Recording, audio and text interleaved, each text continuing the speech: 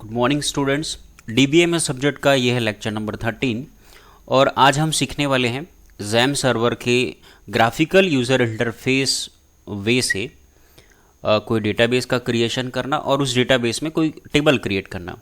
तो मैं करने क्या वाला हूँ, आज एक डेटाबेस बनाऊँगा और उस डेटाबेस का नाम दूंगा एम्प्लॉय और वहाँ उस एम्प्लॉय नामक डेटाबेस में एक पर्सन नाम का एक टेबल क्रिएट करूँगा। ओके, क्या करने वाला हूँ, एक मैं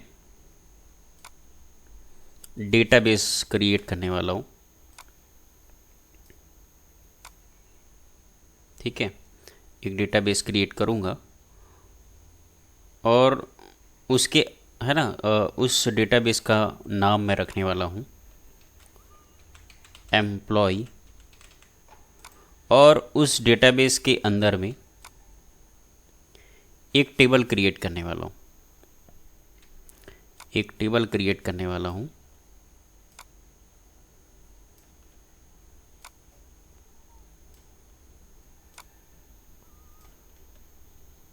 और उस टेबल का मैं नाम दूंगा एम्प्लॉय।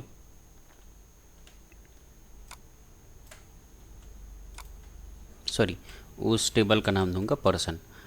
तो और उस टेबल का जो स्ट्रक्चर है वो कुछ इस तरीके से होगा। उसमें पहला जो फील्ड होगा, पहला जो कॉलम होगा, पहला जो एट्रीब्यूट होगा वह एम्प्लॉय की आईडीज़ को कंटेन करेगा। दूसरा जो फील्ड होगा, दूसरा जो कॉलम होगा, दूसरा जो एट्रीब्यूट होगा वह एम्प्लॉय अंडर स्कोर नेम, उसका नाम होगा EMP अंडर स्कोर नेम और वह एम्प्लॉय के नेम को कंटेन करेगा, स्टोर करेगा। और तीसरा जो कॉलम है वह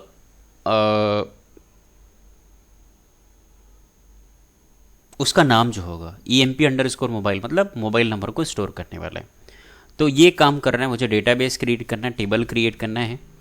तो उसके लिए मैं हमारे पास जो सॉफ्टवेयर पैकेज हम जो यूज़ करने वाले हैं उसका नाम है जैम सर्वर, है ना। और ये जैम सर्वर पैकेज इसलिए कह रहे हैं क्योंकि यह MySQL की भी फैसिलिटी देता है हमको। पर्ल, पाइथन प्रोग्रामिंग लैंग्वेजेस का यूज़ करते हुए हम इसमें कोई एप्लीकेशन, सॉफ्टवेयर्स, वेबसाइट्स वगैरह डिज़ाइन कर सकते हैं। तो मैं ऑन कैसे करूं, आप यहाँ इंफॉर्मेशन ट्रे में जाएं, ये जैम का आइकन दिख रहा है और यहाँ पर श्योर करें कि अपाचे और MySQL आपका रनिंग स्टेट में है ना। यहाँ से आप उन्हें स्टॉप भी कर सकते हैं। अगर किसी के में ये स्टॉप्ड रहेगा तो आपको करना क्या है, आप यहाँ से जैम सर्वर का जो कंट्रोल पैनल है उसे आप ऑन करेंगे।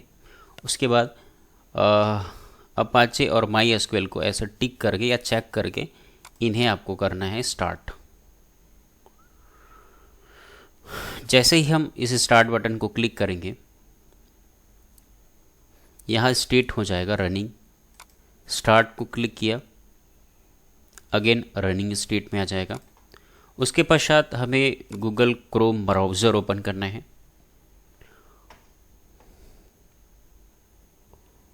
और ब्राउज़र के URL में मुझे लिखना है लोकल होस्ट। एंटर प्रेस करूं तो ये जैम सर्वर का डैशबोर्ड है। वहाँ पर PHP माई एडमिन को क्लिक करेंगे हम।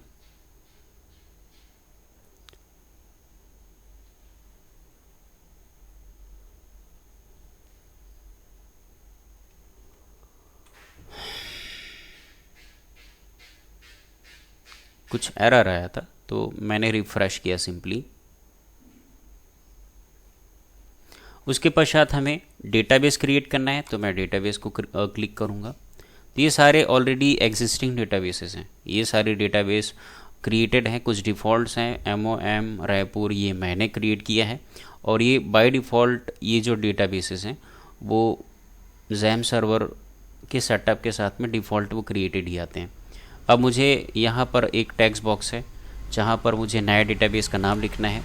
तो नया डेटाबेस जिसे मैं क्रिएट करना चाहता हूँ उसका नाम है एम्प्लॉय। क्रिएट करूँ, database employee has been created, वो हो रहा है। अब बोल रहा है उस डेटाबेस में create new table on database employee. Employee नामक डेटाबेस में आप जिस टेबल को आप क्रिएट करना चाहते हैं उसका नाम लिखें। तो मैं उस टेबल का नाम रखना चाहता हूँ पर्सन। पर्सन को मैंने क्लिक किया। अब उसमें कितने फील्ड होने वाले हैं, तो आप देख सकते हैं 3 फील्ड हैं। 3 फील्ड हैं, कौन कौन से? पहला field employee underscore I D, employee I D. दूसरा जो फील्ड है एम्प्लॉय अंडर स्कोर नेम, उसका नाम ये है और वो एम्प्लॉय के नेम को स्टोर करेगा। और तीसरा जो फील्ड है उसका नाम है E M P underscore mobile, जो मोबाइल नंबर को स्टोर करेगा। थोड़ा सा हमें एक चीज़, इनके लेंथ को थोड़ा ध्यान में रखना पड़ेगा। एम्प्लॉय आईडी कितने डिजिट का रखना चाहते हो आप? 4, तो इस फील्ड की लेंथ जो होगी वो 4 होगी। एम्प्लॉय नेम, भाई यहाँ पर 30, 40, 50 कैरेक्टर, 100 कैरेक्टर का नाम रख सकते हो, जैसे कि हीरा, इसमें 5 कैरेक्टर हैं, तो कितने कैरेक्टर का लेंथ? तो यहाँ पर मैं 100 कैरेक्टर का रख लेता हूँ। ये मोबाइल नंबर है ना, आप देख सकते हैं ये कितने डिजिट का हो सकता है, तो भाई 10 डिजिट के ही होंगे। तो इसकी लेंथ मैं 4 रखना चाह रहा हूँ, इसकी लेंथ 100 रखना चाह रहा हूँ, और ये वाले फील्ड की जो लेंथ है वो 10 डिजिट का रखना चाह रहा हूँ। तो अब चलते हैं हम लोग वेब ब्राउज़र में। पर्सन और नंबर ऑफ़ फील्ड, कितने फील्ड है यहाँ पर? 1, 2, 3 फील्ड। तो यहाँ पर नंबर ऑफ़ फील्ड मैं रख दूँ 3। गो करूँ तो आप अभी तक तो कोई टेबल नहीं फाउंड है ना, नहीं बना हुआ है। अब सारे फील्ड का नाम रखते हैं। तो पहले फील्ड का नाम है मैं E M P underscore I D, E M P underscore name दूसरा field, E M P underscore mobile, ये 3 फील्ड मुझे बनाने हैं। तो पहला जो फील्ड है E M P underscore I D, भाई आई डी का जो डेटा टाइप है वो मैं इंटीजर रख सकता हूँ, इंटीजर रख सकता हूँ क्योंकि न्यूमरिक है। तो और इस पर हम कुछ कैलकुलेशन भी कर सकते हैं आईडीज़ पर। तो इंटीजर डेटा टाइप और 4 डिजिट का है, तो लेंथ में रख देता हूँ 4। दूसरा जो फील्ड का नाम है E M P underscore name, है ना, और स्ट्रिंग डेटा के लिए डेटा टाइप हम वेर कैर यूज़ करते हैं, और ये मैं 100 कैरेक्टर का रख देता हूँ। E M P underscore mobile तीसरे फील्ड का नाम है ना, इसका डेटा टाइप मैं टेक्स्ट रख रहा हूँ। आप सोचेंगे न्यूमरिक आपने क्यों नहीं रखा, तो मैं वो बाद में बताऊंगा रीज़न, जब डेटा टाइप पढ़ाऊंगा तब। बाकी मैं टेक्स्ट रख रहा हूँ मोबाइल नंबर का डेटा टाइप, और मोबाइल नंबर 10 डिजिट का हो सकता है। तो मैंने लेंथ, ये तीनों फील्ड के 3 प्रॉपर्टीज़ को सेट करके मैं सेव कर देता हूँ। तो टेबल मेरा क्रिएट हो गया है। ये टेबल का स्ट्रक्चर है, देख सकते हैं 3 फील्ड। पहले फील्ड का डेटा टाइप इंटीजर है 4 डिजिट का। दूसरा कॉलम का जो नाम है E M P underscore name, varchar data type है 100 कैरेक्टर का, और E M P underscore mobile है ना, ये भी टैक्स डेटा टाइप है 10 कैरेक्टर का। अब इसमें मुझे वैल्यू इंसर्ट करना है टेबल में, तो एक देख सकते हैं यहाँ पर इंसर्ट का ऑप्शन है, इंसर्ट का ऑप्शन है, वहाँ मैं जाऊँ। अब E M P I D 100 है ना, 1000, और ई एम पी का नेम है हीरा, मोबाइल नंबर 7898368935। मैं गो करूं तो एक रो जो है वहाँ इंसर्ट हो गया है। तो वो मैं डेटा देख सकता हूँ। मैं ब्राउज़ को क्लिक करूं, गो करूं पहले, तो अब इंसर्ट हुआ, 1 रो इंसर्टेड। ब्राउज़ को क्लिक करता हूँ, दो रो इंसर्ट हो गया क्योंकि दो बार मैंने क्लिक किया। तो एक रो को मैं यहाँ से डिलीट कर देता हूँ। ठीक है, एक रो मैंने इंसर्ट किया। अगेन मैं इंसर्ट में जाता हूँ, फिर दूसरा रो मैं यहाँ एम्प्लॉय आईडी जो है 1001 और एम्प्लॉय नेम जयेंद्र 62619566।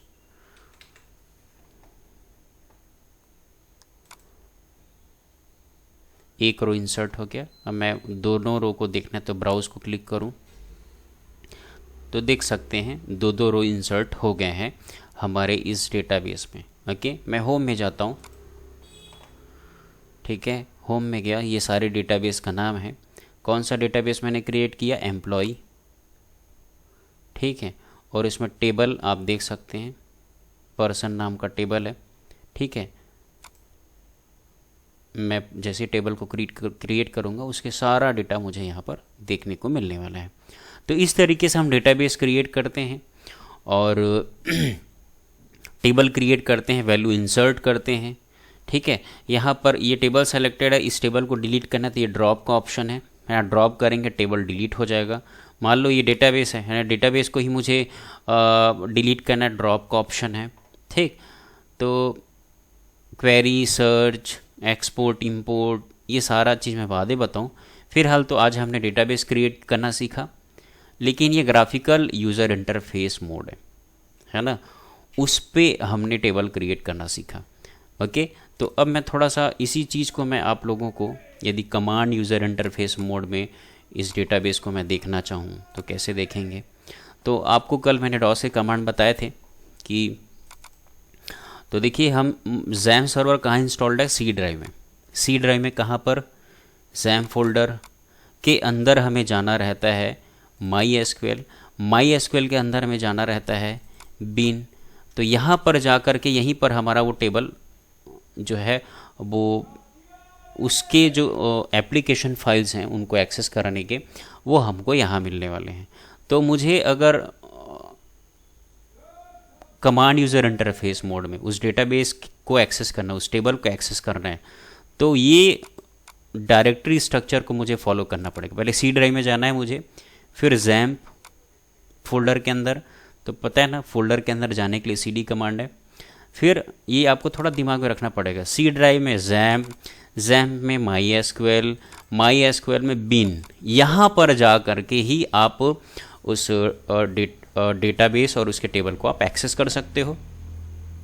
तो हमें क्या करना है, कमांड प्रॉम्प्ट ओपन करना है। तो मैं क्या करूँ, विंडो आर प्रेस करूँ, CMD टाइप करके, तो ये मेरा कमांड प्रॉम्प्ट ओपन है। मुझे सी ड्राइव में जाना है ना, तो सीधे सी ड्राइव में जाना है, तो ये फोल्डर और ये फोल्डर से बाहर निकलना पड़ेगा। तो हीरा से सबसे पहले मैं बाहर निकलता हूँ, CD स्पेस डबल डॉट, हीरा से बाहर निकल गया। अब यूज़र से बाहर निकलना है, CD space double dot, C drive में आ गया। अब देखिए सी ड्राइव में मुझे कहाँ जाना रहता है, सी ड्राइव में मुझे कहाँ जाना रहता है, सी ड्राइव में जैम फोल्डर में जाना है। तो मैं सी ड्राइव तक तो पहुँच गया हूँ, जैम के अंदर जाना है, तो CD यहाँ लिखूँ जैम्प, जैम के अंदर आ गया। तो सी ड्राइव में जैम के अंदर के बाद मुझे कहाँ जाना है, माई एसक्यूएल में। तो अब मुझे माई एसक्यूएल फोल्डर में जाना है, तो CD my SQL, my SQL के अंदर मुझे बीन फोल्डर में जाना है, तो CD बीन लिखूँ, बीन में आ गए हैं। अब हमें डेटा जो माई एसक्यूएल DBMS है उसके साथ हमें जुड़ना है, उसके साथ हमें कनेक्टिविटी इस्टेब्लिश करना है। तो हम टाइप करेंगे माई एसक्यूएल। ठीक है, तो देखिए आप लोग यूज़र नेम पासवर्ड का कंसेप्ट तो समझते हैं, है ना। सिक्योरिटी पर्पस से किसी सॉफ्टवेयर में, जैसे आप व्हाट्सएप में कभी लॉगिन करोगे तो यूज़र नेम पासवर्ड वगैरह मांगता है, फेसबुक वगैरह में यूज़र नेम पासवर्ड मांगता है। तो वैसे ही इस माई एसक्यूएल डेटाबेस में का यूज़र नेम है ना, यूज़र नेम डालना है तो डैश यू मतलब यूज़र नेम। तो इसका जो यूज़र नेम है वो है रूट, ठीक है। और फिर पासवर्ड -p, पासवर्ड कुछ नहीं है तो मैं खाली छोड़ देता हूँ। अब देखिए ये जो माई एसक्यूएल है वो एक सर्वर में इंस्टॉल्ड होने वाला सॉफ्टवेयर है, और प्रत्येक सर्वर का अपना एक उसको होस्ट बोलते हैं ना, सर्वर को क्या बोलते हैं, होस्ट बोलते हैं। तो उसका जो होस्ट नेम है, तो यहाँ पर मैं /h मतलब होस्ट नेम या होस्ट एड्रेस, तो 127.0.0.1, तो यह इस होस्ट सर्वर का ये IP एड्रेस है। फिर मैं एंटर प्रेस करूँ, पासवर्ड कुछ नहीं है तो बिल्कुल मैं कुछ नहीं, मुझे सिंपली एंटर प्रेस करना है। तो इस तरीके से आप देख सकते हैं जो प्रेजेंट वर्किंग डायरेक्टरी है या ड्राइव है वो माई एसक्यूएल, मतलब जो माई एसक्यूएल DBMS है उसके साथ कनेक्टिविटी मेरा हो गया है। अब मुझे इसके डेटाबेसेस को देखने हैं, तो मैं यहाँ लिखूँगा शो डेटाबेसेस, और प्रत्येक जो MySQL का जो कमांड है, क्वेरी है, उसको एंड सेमी कॉलन से करते हैं। तो ये सेमी कॉलन लगा करके मैं एंटर किया तो देख सकते हैं इतने डेटाबेस हमको यहाँ दिखा रहा है। इंफॉर्मेशन, CD कॉल, एम्प्लॉय, ये एम्प्लॉय हमें इसी एम्प्लॉय जो डेटाबेस है हमने वो क्रिएट किया, हाँ कि ना। तो मैं अब शो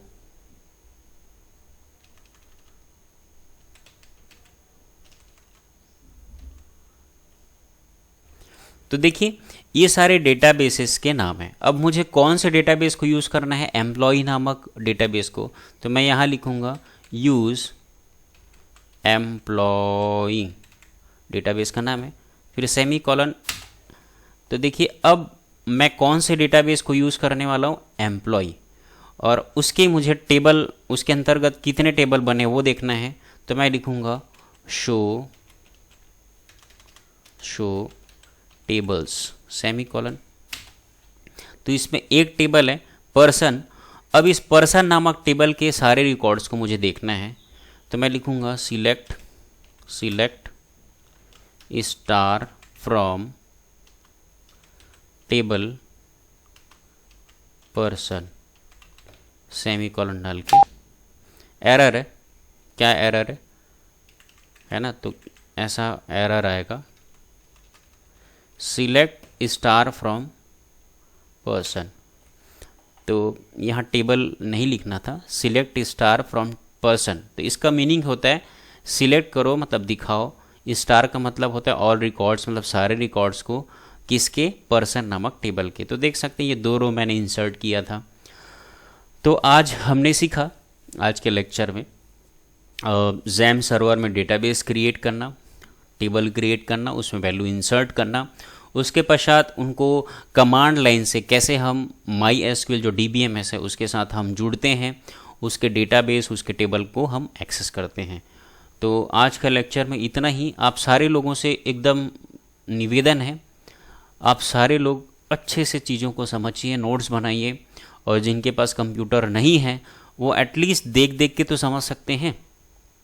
मैं इसीलिए वीडियो बना रहा हूँ, है ना, ताकि आप समझ भी पाओ और आप अच्छे से नोट्स भी बना पाओ, और हो सके तो सारे के सारे भाई अच्छे से सीखना है तो आप कहीं से आप कंप्यूटर अरेंज करिए और फिर इनका प्रैक्टिकल करिए। तो अच्छे से पढ़िए, सिंसियर हो करके।